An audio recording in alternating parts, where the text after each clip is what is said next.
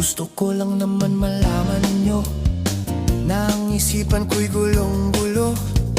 Nagtatanong kung susundan ko siya dahil ang puso ko ay nabihag niya. Alam mo bang minamahal ko siya at tunay ang aking nadarama. Kahit ako'y nagmumukhang tanga, ay ayos lang basta kasama siya. Kahit sabihin pa ng iba, nababaliw na akong talaga. Kahit mayroong ibang nagcha-cha-cha, nagrurumba, nagsasalsa, pwedeng sabihin nyo to sa kanya. Ang puso ko'y nahihirapan na. Ano pa bang pwede kong gawin na uubra upang maakit siya?